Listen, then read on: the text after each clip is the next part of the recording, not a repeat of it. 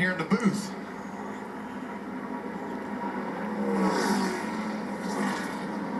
Look at that move off the turn. You know what's it's interesting though, you get that big run off the turn, that opens up that draft to come into play, and by the time you get to the next corner, you're liable to have a truck right beside you.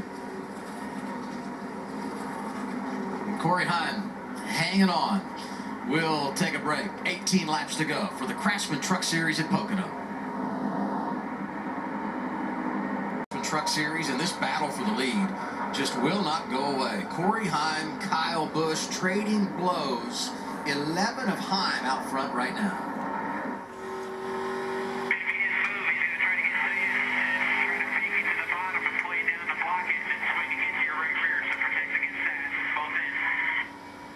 That's a good call by the spotter. Yeah. He's seeing what Kyle's doing, running down the front straightaway right on his bumper, just wanting to have Heim block him to the low side so he could swing high. You heard him talking about chattering the right rear being loose.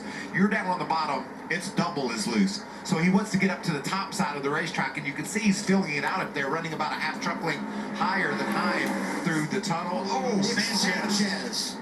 And driven back up inside the top 15. Garcia Great also. save here. Yep, and Garcia. Two drivers that started on the front row today, having a problem with 15 35. Has every bit the look of getting loose on the bottom, like we've talked about. 12 and 14. Was talking about Kyle Busch being that way. 13th position. Two trucks get together like that, you wonder what happened. We'll see. Garcia was. How did Ben Rhodes get through big there? Damage for Jake. It's a shame. Such a solid day for that young man.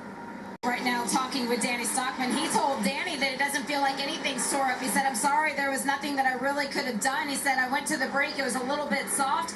Danny's telling him right now it sounds like that he does have a flat tire, but Nick is now slowing it down so the team can get a better look at it. But he said he didn't feel like anything was askew. A little bit of damage on the right front, but I think they can pull that out. Yeah, for sure. Yeah. I go back to the stage points that they collected and how big that is now. Get the replay of what's brought out our fourth caution of the afternoon. There it is. Yeah, Nick just got loose down on the bottom. We heard Kyle Busch talking about being loose. Same thing happened to Nick. He made contact with Garcia. Garcia absolutely had nowhere to go. Certainly a victim of circumstances, but tough break for those two youngsters. I wonder if our buddy...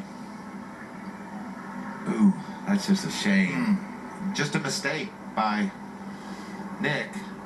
Took out Jake. I wonder if our guy Daniel... Well, he's right behind him. You know he's going to be right behind everything that happens on the racetrack. Both the pole sitters. Let's see what he saw. Oh, we see smoke. Look at that. Couldn't see where he was headed. Relying heavily on the spotter there. 11 needs number 17 to get a good start. He does just that. Pushes the 11 ahead of Kyle Busch. Pull out a line, about row 4, and Heim able to get the push he needs and slide down in front of Kyle Busch for the race lead. Carson Hocevar makes it 3 wide. He squeezes up. And we've got trouble. Oh no, Stuart Friesen's involved. Hard lick for Stuart Friesen. Back crack to that bright yellow truck slips through there nicely. And Sanchez. A lot of damn, that truck's total. Earlier spin, I believe, was able to get low down and avoid any problem. And a 7. Stephen Parsons into the outside wall. Yeah, it was up on the south Hill. day, up in the top 20, racing with some really good trucks. Oh, fire underneath. Oh, Zane Smith. What? On stage 1, stage 2. Carson Hocevar down on the bottom of the racetrack. Got loose. The 1. And caused... I don't know if he got loose or if he just cleared himself up. Miss But one, he he can't miss them all. moved up and caused that wreck. See all the debris for Kaz Gralla. That'll be terminal for Cavs. You get a crash early on a restart. You got so many trucks right there together. You know you can produce a big one like this, and this is going to eliminate several good trucks from contention. Man, Stewart had done such a great job today getting stage points, putting himself in a position to have a great finish. You can see Ross with damage as well.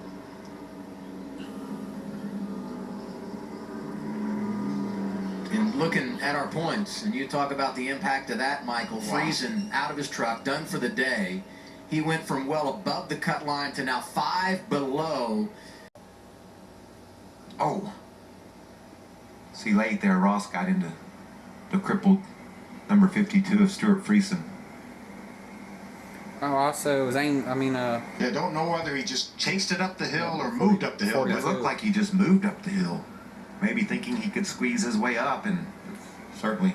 And it's chaos. You can see right here. These trucks were not able to see after the initial truck started spinning and created so much smoke.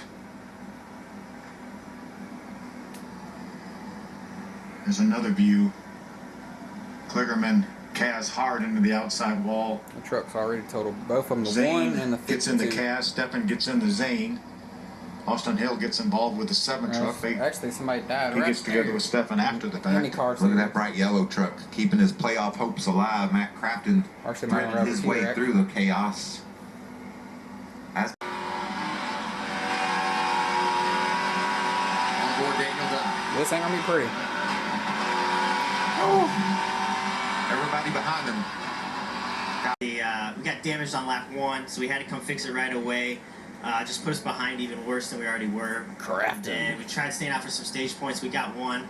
Probably should have just short pitted there and went for the better finish at the end of the day. But this wreck helped, obviously, and now we get back up with some of the faster trucks.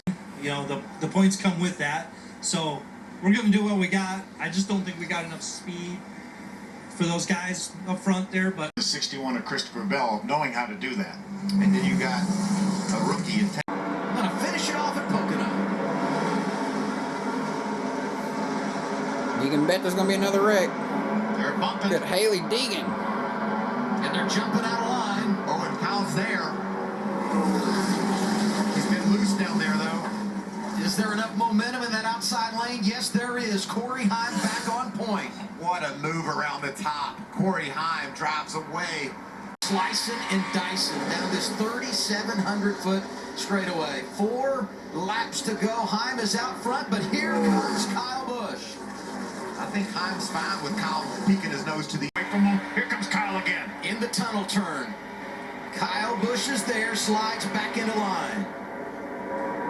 You see Heim just edging over toward the inside of the track. Heim and Taylor Gray are trying to do right now. Kyle Busch got a little run. Kyle Busch tightening up as we head through the tunnel turn. Nothing doing this time around. Across the short chute to turn 3. And then back to the start-finish line, where they'll see the white flag.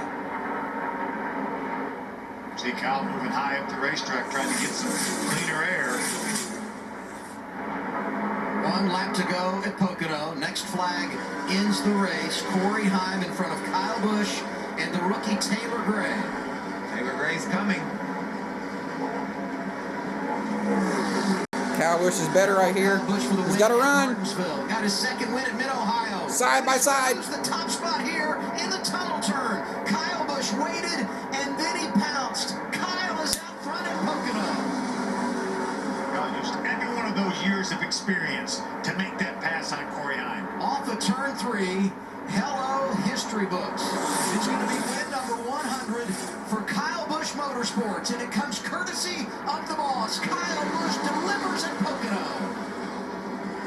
Bushy boy. It's over with.